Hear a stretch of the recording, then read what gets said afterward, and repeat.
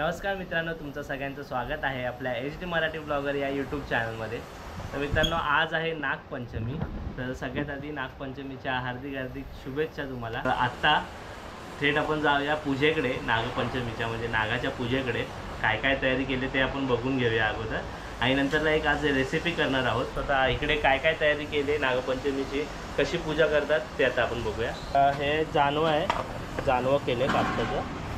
नंतर इथे तर हळद, कुंकू, पिंजर, अगरबत्ती, पानाचा विडा, फुलं आणि लाया। त्यानंतरला दूध, दही आणि खोबऱ्याचा तुकडा आणि गूळ। आणि ही आहे गोमाट्याची वेल आहे। जर कोणाला माहिती असेल कोकणातले असतील, गावच्या ठिकाणचे असतील तर त्यांना समजेल ही गोमाट्याची वेल आहे। तर सगळी ही तयारी झालेली आहे आपली, आणि आता आपण पूजा करून घेऊया।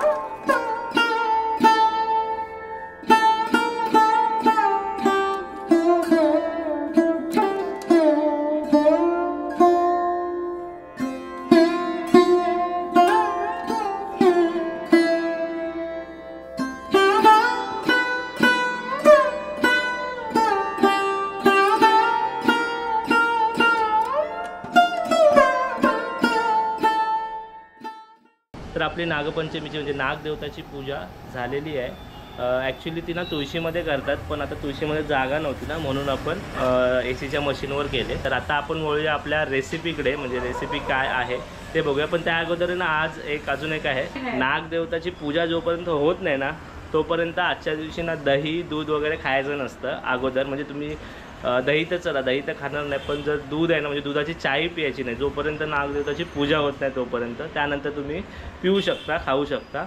सो असं एक आहे, ते तुम्हाला सांगायचं होतं। तर आता आपण वळूया आपल्या रेसिपीकडे। आज नागपंचमी आहे, त्याच्यामुळे आज आपण ना भोपळ्याचे घारगे बनवतो आहे। सो ते आपण बघूया काय काय रेसिपीची तयारी केली आणि कशा प्रकारे ती रेसिपी केली जाते ते। तर आपण आता जाऊया किचनमध्ये। तर ना आपण आता पहिली रेसिपी बघतोय ती घारग्यांची रेसिपी भोपळ्याची केली जाते। सो हे तुम्ही जर बघत असाल ना मिश्रण, तो थांबा लाईटमध्ये, तर हे मिश्रण बघा। त्याच्यामध्ये काय केलं आहे, 1 वाटी ना भोपळा होता, तर त्याचे ना एवढे तुकडे केले पहिल्यांदा। त्याच्यानंतरला त्याच्यामध्ये ही बघा, ही वाटी आहे, तर ही वाटीभर गूळ घेतलेला या वाटीभर त्याच्यामध्ये, आणि त्याच्यानंतरला 15 मिनटं गॅसवर ठेवलेला बारीक करून, म्हणजे बारीक केलेला गॅस, आणि 15 मिनटं ठेवलेला, आणि त्याच्यामध्ये पाणी पण नव्हतं टाकलेलं। तर 15 मिनटांनी ना ते जेव्हा गरम होतं, 15 मिनटं झाल्यानंतरला गरम झाल्यावर हे मॅश करून घेतलं। सो त्याच्यामुळे ती अशी कन्सिस्टन्सी झालेली आहे त्याची। सो हे आधी प्रोसेस केलेली, मला व्हिडिओ काढायला नाही भेटली, त्याच्यामुळे आता रेडी आहे। सो असं त्यामध्ये पाणी अजिबात वापरलं नाही, आणि पाणी नाही वापरायचं त्याच्यामध्ये, आणि फक्त मॅश करून घेतलेलं आहे। आता बघूया आपण पुढची रेसिपी। आता हे मिश्रण जे घेतलं आहे ते आधी आपण परातीमध्ये काढून घेऊया।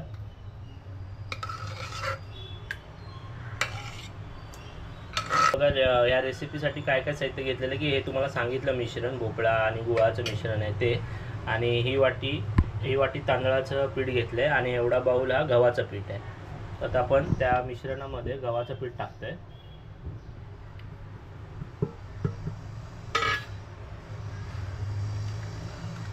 त्यानंतरला तांदळाचं पीठ,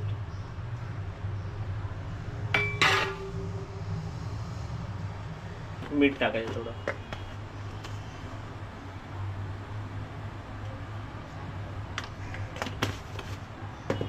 चिमटीभर जायफळ पावडर टाकले आणि आता चिमटीभर सुंठ पावडर टाकले आपण आणि चिमूटभर इलायची पावडर केलेली आहे. त्यानंतरला 2 चमचे तीळ, त्यानंतरला तीळ टाकले 2 चम्मच, पांढरे तीळ. बस. तर आता आपण बघितलं याच्यामध्ये जे मिश्रण घेतलेलं आपण पहिल्यांदा गुळाचं आणि भोपळ्याचं, जे 15 मिनटं ठेवलेलं, 15 मिनटं गॅसवर ठेवलेलं, गॅस बारीक करून त्यानंतर ते मॅश केलं. त्याच्यानंतरला मग हा मोठा बाऊल आपण गव्हाचं पीठ आणि हा छोटी वाटी तांदळाचं पीठ टाकलं. त्यानंतरला जायफळ पावडर चिमूटभर, इलायची पावडर चिमूटभर आणि सुंठ पावडर चिमूटभर हे सगळं टाकलं आहे, मीठ टाकलं आहे आणि नंतर ते आपण जसं पीठ मळतो चपातीचं तसं ते मळून घ्यायचं आहे.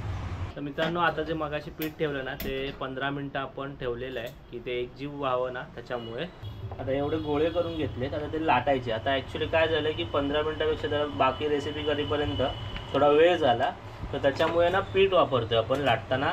अदरवाईज पीठ वापरायचं नसतं यासाठी. म्हणजे 15 मिनटं ठेवल्यावर डायरेक्ट आपण लाटायचे असतात, त्याला लाटताना पीठ नाही वापरायचं. पण आता हे नरम झालं, जास्त वेळ झाला, त्याच्यामुळे आपण पीठ वापरतो लाटताना. आता छोटे जेवढी साईज पाहिजे तेवढे आपण गोळे घेतले. आता ते नॉर्मल आपण लाटून घ्यायचे जेवढ्या साईज प्रमाणे. तो पीठ घेतले आणि खसखस टाकल्या. तर हे तुम्हाला टाकायची असेल तर आम्ही टाकतो आता खसखस वरून. त्याने थोडं पीठ आणि थोडं पीठ, पण पीठ वापरायचं नाही आहे आता, नरम झाले म्हणून वापरलेत आपण. सो बघा हे एवढी साईज झालेली आहे आपल्याला एवढी. तर आपण आता तळायला घेतोय गारगे, गरम झाले ते.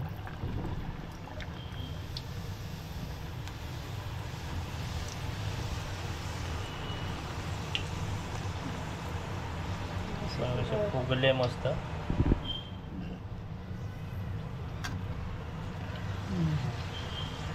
जे आपण जसं पुऱ्या तळतो तसेच तळायचे.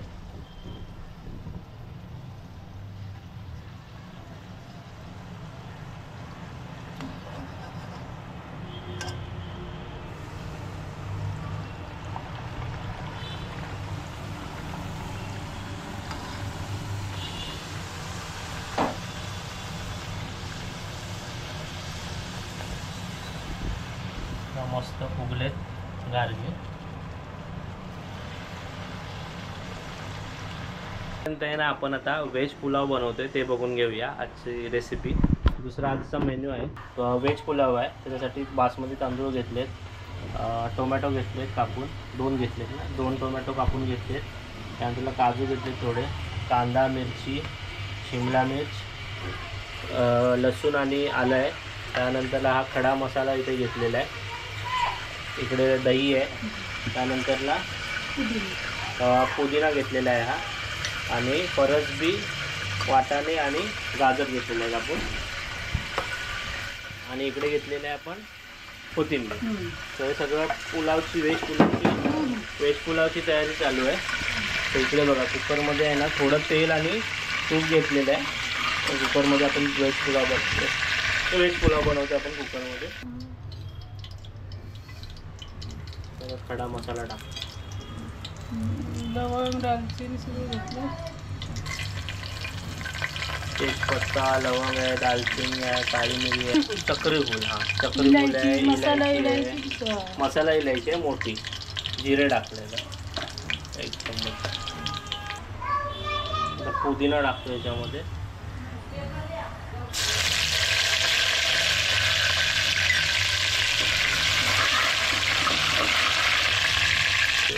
आलं लसूण टाकलंय. मिक्स करा.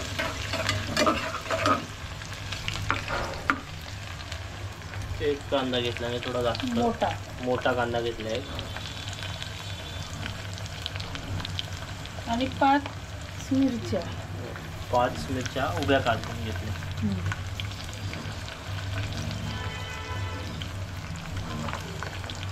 एक कांदा आहे, एक मोठा कांदा आणि 5 मिरच्या कापून टाकल्या त्याच्यात.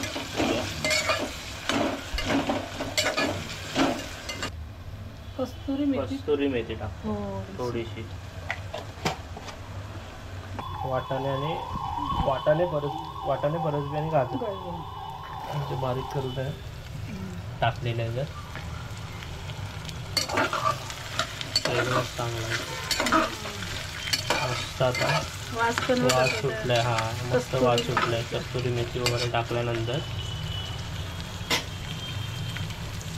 2 मिनिटं 2 मिनिटं ठेवलं. थोडीशी कोथिंबीर आधी टाकते. कोथिंबीर टाकते अगोदर, थोडीशी अगोदर टाकली, नंतर पण टाकायची. थोडी अगोदर टाकली. आता टोमॅटो किती घेतलाय? 2. एकदम मोठे नाही, मोठा असला तरी एक, बारीक जरा असलं की 2. हे 2 आहे. हे 2 घेतले बारीकवाले टोमॅटो. हळदी मसाला, बिर्याणी पुलाव मसाला टाकतो आपण, रेडीमेड जो भेटतो तो.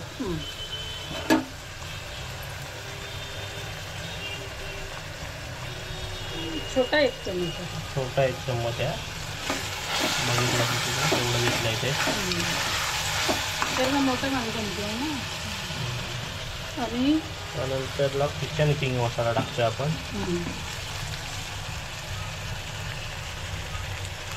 ते पण तेवढं क्वांटिटी. ते तांदूळ घेतले ते अर्धा किलो होते बासमती, ते टाकते आपण त्यामध्ये.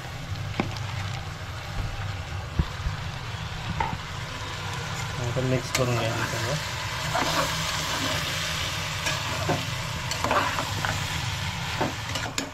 चार चम्मच दही टाकलेलं आहे त्याच्यामध्ये.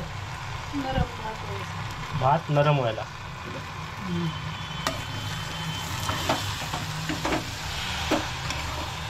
आता सगळं एकजीव करून घ्यायचं.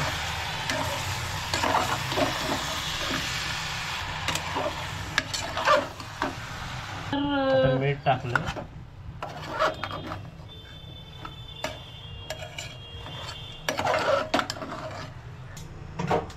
मस्त फ्रेग्रन्स सुटलाय पुलावचा. वास येतोय आता. बस आता माझ्या अंदाजाने सगळं टाकलं. तिखट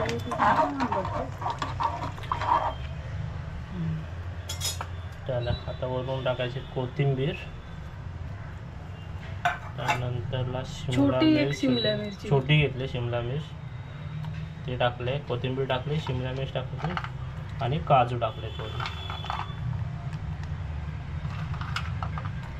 सगळं टाकून झालंय आणि 1 शिट्टी झाल्यानंतरला आपला भात रेडी होईल, म्हणजे आपला पुलाव रेडी होईल. दुसरा पण मेन्यू आहे ना, तिसरा मेन्यू भजीचा.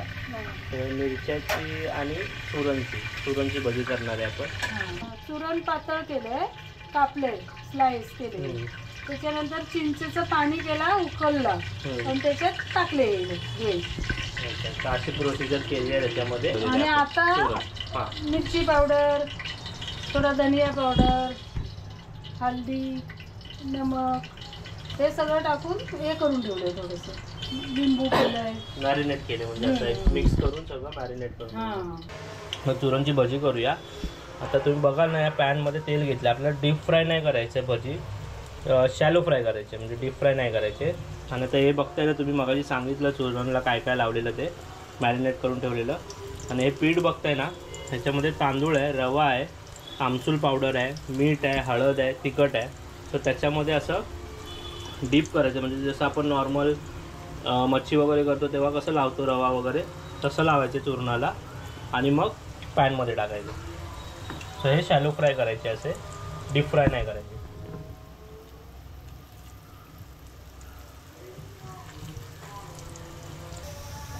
खालून जेव्हा ब्राऊन होतील तेव्हा आपण त्याला उलटं करणार आहे.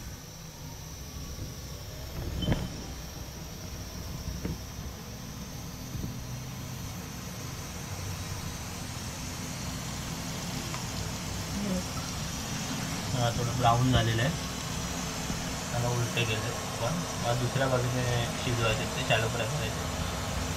कुरकुरीत असे झाले पाहिजे कडक. ते कसं थोडं दाबल्यावर तुम्हाला समजेल कडक झाले का. कडक झाले म्हणजे झाले, ते शिजले.